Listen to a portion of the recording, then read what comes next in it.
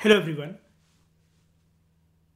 हम लोग स्टार्ट करते हैं चैप्टर 7 अपना साइकोलॉजी का, जिसका नाम है social influence and group processes. इस चैप्टर में हम लोग क्या जानेंगे, ये चैप्टर अलग से क्यों दे रखा है। देखो, जनरली जो साइकोलॉजी एज अ सब्जेक्ट है, अभी तक चैप्टर 1 से लेकर चैप्टर 6 तक जो हमें सिखाया गया है, और इनफैक्ट अगर प्रीवियस क्लासेस के अंदर भी जो चीज़ हमें सिखाई गई है, हमें ये पढ़ाया गया है कि साइकोलॉजी जो है ना वो इंडिविजुअल के इर्द गिर्द होती है। मतलब साइकोलॉजी इज ऑल अबाउट के इंडिविजुअल से हमारा कंसर्न है, ठीक है। लेकिन ये चैप्टर हमें एक नया पर्सपेक्टिव कुछ इस डायरेक्शन में देगा। ये हमें बताएगा कि साइकोलॉजी इंडिविजुअल से कंसर्न तो है, लेकिन वेरियस ग्रुप्स और ग्रुप मेंबर्स, यानी कि आसपास की society, social groups, socialization agents, ये सारे के सारे जो दूसरे लोग हैं जो कि हमारे शरीर से बाहर हैं, वो हमारे मानसिक संतुलन पर किसी ना किसी प्रकार का प्रभाव डालते हैं, जिसकी वजह से हमारी डिसीजन मेकिंग एबिलिटी, हमारी पर्सनैलिटी, हमारा परसेप्शन, हमारे इमोशंस वगैरह प्रभावित होते हैं। यही है ये चैप्टर, सोशल इन्फ्लुएंस के। सोसाइटी में जो भी अन्य प्रकार के रिलेशनशिप हम जो निभा रहे हैं, नोन या फिर अननोन, उनका इन्फ्लुएंस हमारे ऊपर क्या है, और हम ये जानेंगे कि ग्रुप क्या होता है और सोशल ग्रुप से वो चीज़ कैसे अलग होती है, और ग्रुप का जो ग्रुप की वेरियस प्रक्रियाएं होती हैं, जो कि उनके वेरियस प्रोसेसेस होते हैं, ये एक इंडिविजुअल की मानसिक संतुलन पर, मानसिक दिशा पर क्या असर डालते हैं। ठीक है, जनरल बात। इजी है चैप्टर। इस चैप्टर के अंदर बस छोटे मार्क्स के कुछ कुछ क्वेश्चंस बनते हैं। हमें डिफरेंशिएट करना होता है वेरियस काइंड्स ऑफ डेफिनेशंस के बीच में। तो सबसे पहले बात करते हैं टॉपिक के बारे में, ग्रुप के बारे में, कि ग्रुप क्या होता है। इस टॉपिक में हम लोग जानेंगे ग्रुप का नेचर क्या होता है, ग्रुप की डेफिनेशन क्या होती है, ग्रुप बनते कैसे हैं, ग्रुप बनते ही क्यों हैं, ये चीज हम देखेंगे। देखो, थोड़ी सी डेफिनेशन बड़ी है लेकिन इजी है। ग्रुप एक ऐसा ऑर्गेनाइज सिस्टम होता है, नंबर 1 कीवर्ड ऑर्गेनाइज सिस्टम। क्यों? क्योंकि ग्रुप के अंदर there are certain rules and regulations. Family जैसे हमारा ग्रुप होता है, परिवार के अंदर भी भले ही वो रूल्स लिखे नहीं हुए हैं, लेकिन every member of the family is expected to follow certain rules and regulations. Ambar, आपको एक फिक्स टाइम पर घर लौटना पड़ेगा, अगर नहीं लौटे तो डांट पड़ेगी या फिर फोन आने लग जाएंगे। You are expected to behave in certain manner, expected to sit in certain manner. घर की कुछ रिस्पॉन्सिबिलिटीज भी निभानी पड़ेंगी। ग्रुप कभी भी एक पर्सन से नहीं बन सकता। जैसा कि मैंने आपको बोला, इस चैप्टर के अंदर ये चैप्टर जो है ये बताता है कि इंडिविजुअल के ऊपर प्रभाव जो उसके आसपास के जो लोग डालेंगे वो उसके बारे में। तो ग्रुप जनरली बनता है, मिनिमम उसके लिए हमें 2 या 2 से ज्यादा इंडिविजुअल की आवश्यकता होती है। वो ऐसे मेंबर्स होने चाहिए जो आपस में इंटरैक्ट कर रहे हो और इंटरडिपेंडेंट हो। इंटरडिपेंडेंट मतलब अगर मेंबर ए कुछ करता है तो उसका प्रभाव, उसका असर किसी ना किसी प्रकार का इन्फ्लुएंस बी पर होना चाहिए, और बी का प्रभाव ए पर होना चाहिए। ग्रुप के अंदर एक बात होती है, जितने भी मेंबर्स हैं उनके कॉमन मोटिव्स होते हैं। They have a set of role relationship. हर किसी को अपना कोई ना कोई रोल निभाना है। हर मेंबर का एक ना एक रोल है। फादर का एक रोल है, he is a bread earner. बच्चे का रोल है कि उनको पढ़ाई लिखाई में अच्छा करना चाहिए। वाइफ का रोल है, अगर वो हाउस वाइफ है तो she should be a good house maker, और वो वर्किंग है तो इंडियन सोसाइटी के नॉर्म्स के हिसाब से ये चीज ठीक तो नहीं है, लेकिन अब सोसाइटी की वास्तविकता से हम लोग दूर नहीं भाग सकते, रियलिटी से हम दूर नहीं भाग सकते, कि बाहर का सारा काम करने के बाद भी, वर्किंग होने के बाद भी बच्चों वगैरह को देखना है और घर वगैरह संभालना है, गृहस्थी संभालनी है। ठीक है, और हर किसी मेंबर्स के नॉर्म्स होते हैं। फैमिली के अंदर ओवरऑल नॉर्म्स होते हैं, ग्रुप्स के अंदर ओवरऑल नॉर्म्स होते हैं, रिटन और अनरिटन रूल्स। और ये सारी चीजें मिलकर जो भी ग्रुप के मेंबर्स होते हैं उनके बिहेवियर को रेगुलेट करने का काम होता है इन सारी चीजों से। ये एक डेफिनेशन है ग्रुप की। तो ग्रुप के अंदर एक या दो मेंबर्स तो हैं, ये तो कॉमन सी बात है, नॉर्मल सी बात है, लेकिन वो मेंबर ऐसे टेम्पररी पर्पस के लिए नहीं बन गए। एक ऑर्गेनाइज्ड वे में एक इंडिविजुअल साथ आए हैं जो कि आपस में इंटरेक्ट करते हैं, वो इंटरडिपेंडेंट है। फैमिली के अंदर, ग्रुप के अंदर जो जितने भी मेंबर्स हैं, एक का अच्छा होना फैमिली पर 4 चांद लगा देता है और एक का बुरा होना उसी फैमिली की रेपुटेशन की नैया डुबा देता है। Right number. अगर घर में कोई पर्सन टॉपर बन जाए, उसका आईआईटी क्लियर हो जाए, वो आईएएस बन जाए, तो पूरी फैमिली का नाम हो जाएगा। लेकिन यही अगर किसी का बेटा या बेटी 2:30 बजे रात को दारू पीकर सड़कों पर लौट रहे हैं और किसी का फोन आए कि आपका बेटा या बेटी देखो यहां पड़े हुए हैं दारू पीकर, तो ऑब्वियसली बात है उस फैमिली की रेपुटेशन की धज्जियां उड़ जाएंगी। इसलिए कहा गया कि मेंबर्स यहां पर इंटरडिपेंडेंट है, एक की हरकतें सारे के सारे ग्रुप के मेंबर्स को इन्फ्लुएंस करती हैं। इन सब के कॉमन मोटिव्स हैं, रोल रिलेशनशिप्स हैं, और सारी के सारे मेंबर्स के बिहेवियर को जो रेगुलेट करती हैं जो चीजें, वो है नॉर्म्स। पहले मुझे बताओ डेफिनेशन समझ में आई ग्रुप्स की? ग्रुप्स के कुछ सेलिएंट कैरेक्टरिस्टिक्स होते हैं, मतलब अगर हम किसी चीज को, एक ग्रुप को ग्रुप कह रहे हैं ना, तो उसमें कुछ खास बातें होनी चाहिए। ये एक अलग से नंबर क्वेश्चन बन सकता है 3 और 4 मार्कर का। सिंपल सा डायरेक्ट क्वेश्चन आता है, define group and what are the salient characteristics या prominent features of a group. ठीक है, ये एक अलग सा क्वेश्चन है।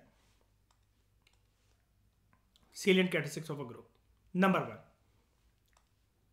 ग्रुप एक ऐसा सोशल यूनिट होता है, जैसा कि हमने देखा, जहां पर मिनिमम 2 या 2 से ज्यादा इंडिविजुअल तो होने चाहिए, मिनिमम 2 होने ही चाहिए।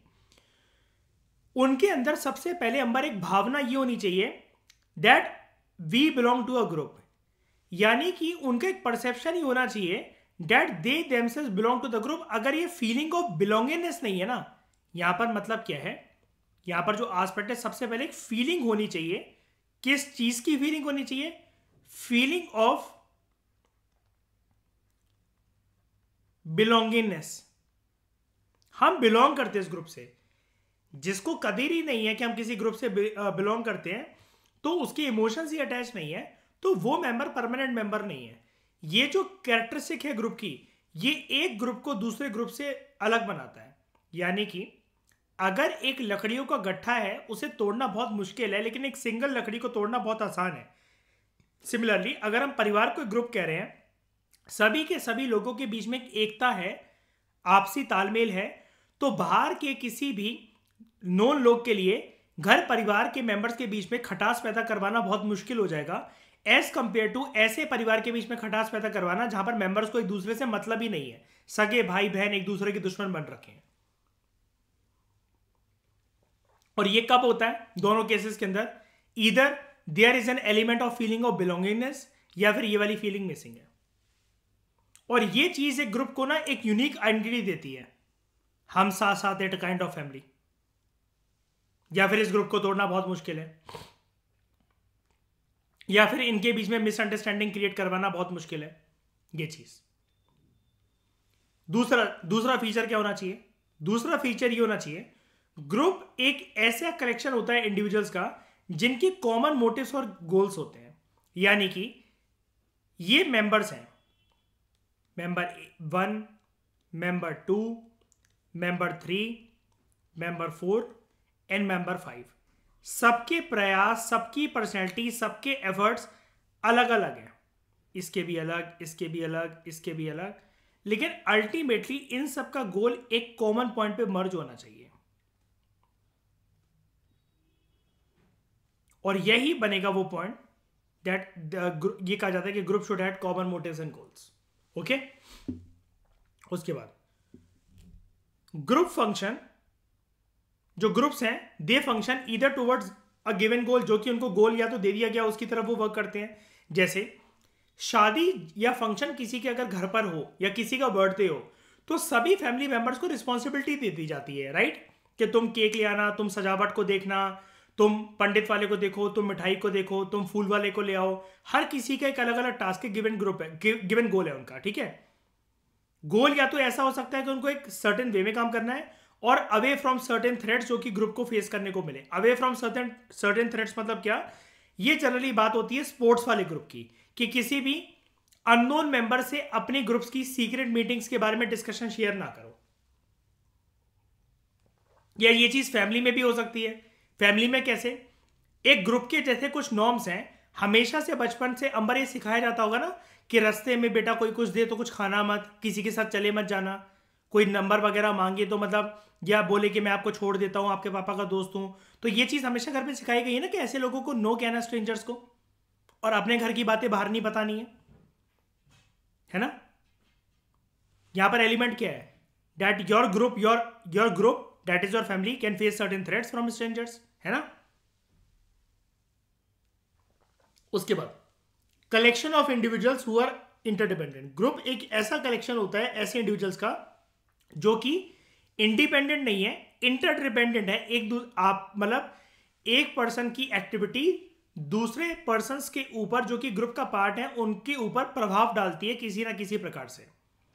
For example what one is doing it may have consequences for the other. जैसे मैंने दारू वाली बात करी है ना कि अगर आप नाम रोशन कर देते हो तो पूरी फैमिली को क्रेडिट मिलेगा उस चीज का। अगर आपकी फैमिली में कोई बहुत पॉजिटिव पर्सन है जो बहुत फेमस हो गया हो या फिर उसने बहुत ज्यादा नाम कमाया हो, ये चीज है। और यही अगर आपके किसी एक फैमिली मेंबर का भी नाम खराब है तो उसका दाग धब्बा पूरे फैमिली को, पूरे परिवार को सहना पड़ेगा। ठीक है, सपोज कोई भी एक फील्डर है क्रिकेट टीम के अंदर, उसने एक इंपॉर्टेंट कैच छोड़ दिया जो कि डू और डाई सिचुएशन वाला कैच था, इसका प्रभाव पूरे की पूरे टीम पर पड़ेगा, है कि नहीं, because it is a team spirit, it is not a one man show, right.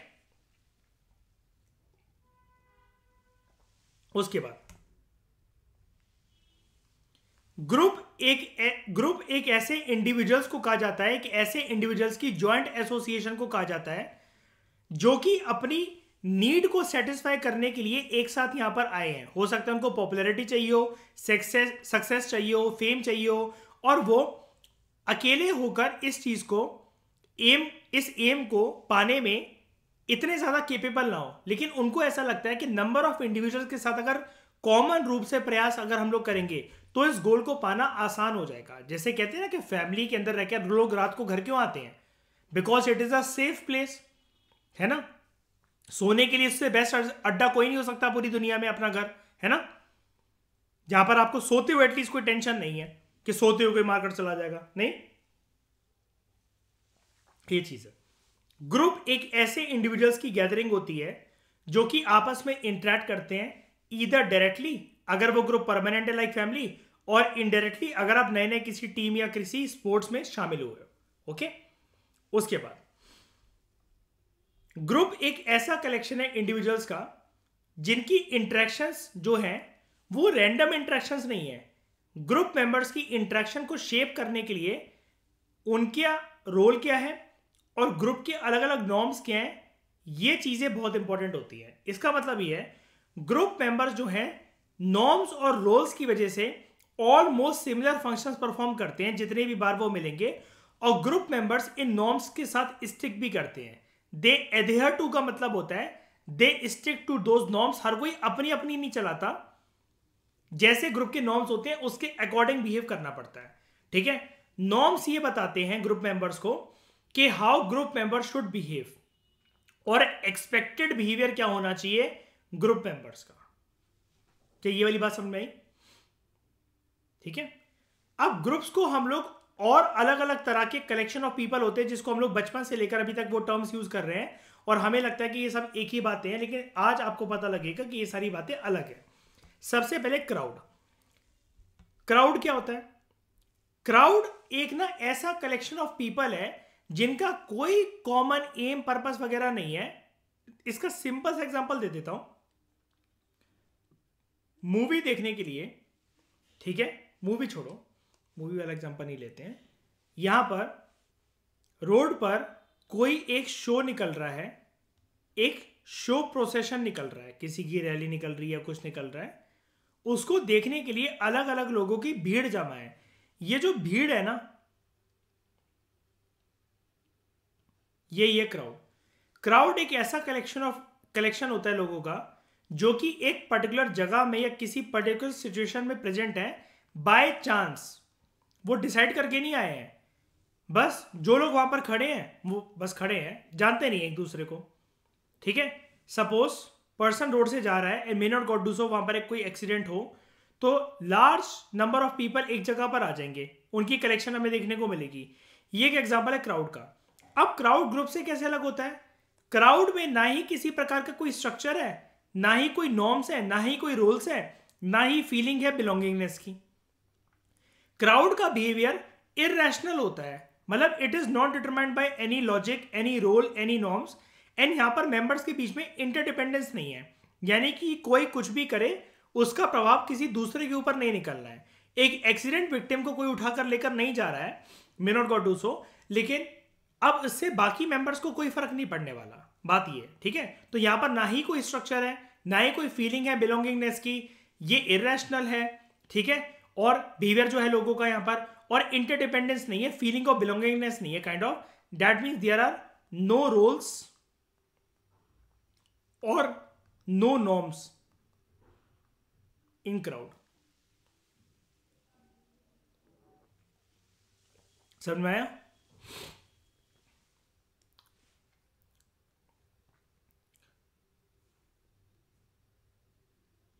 उसके बाद बात करते हैं टीम्स की।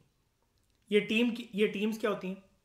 टीम्स ना स्पेशल तरह का ग्रुप होता है, जो मेंबर्स हैं टीम्स के, इनकी अक्सर ना कॉम्प्लीमेंट्री स्किल्स होती है।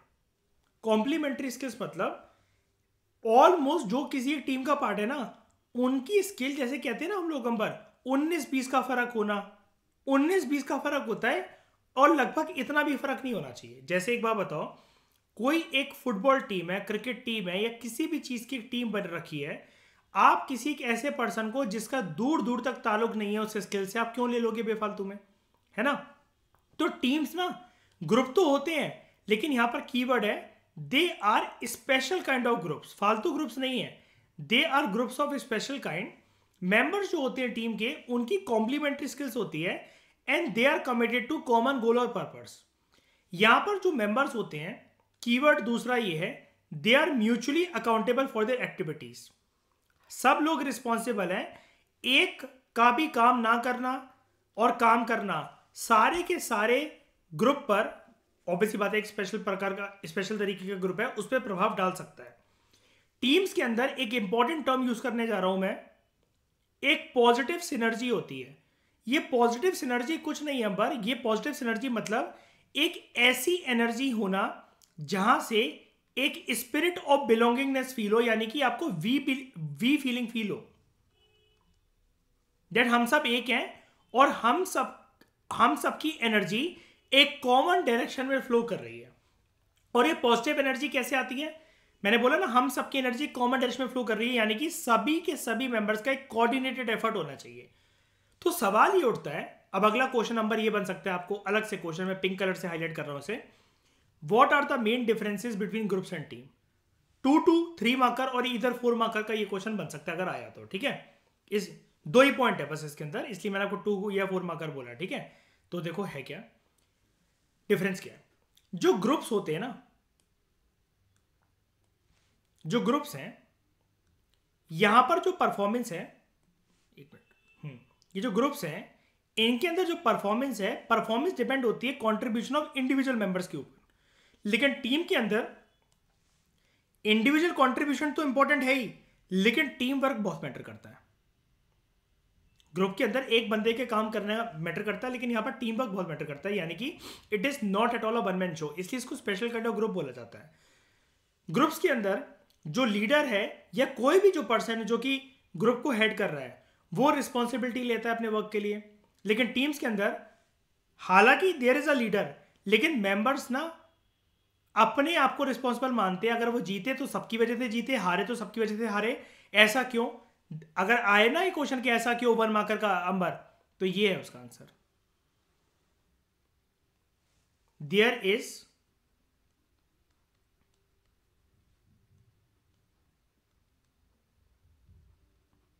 Positive synergy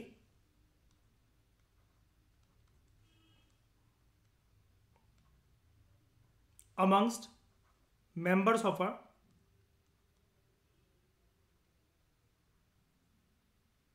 team।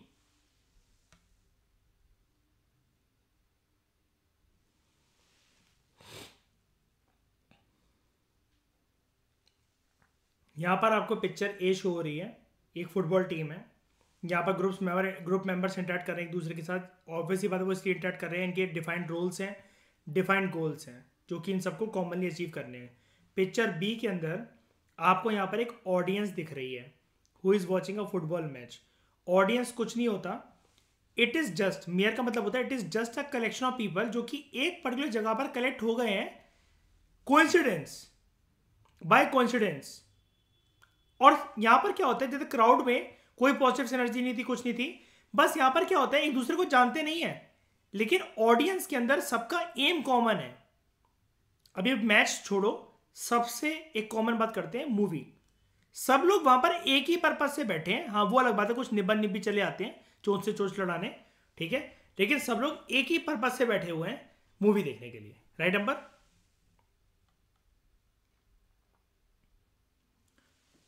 तो अगला कंसेप्ट कि ऑडियंस क्या होता है।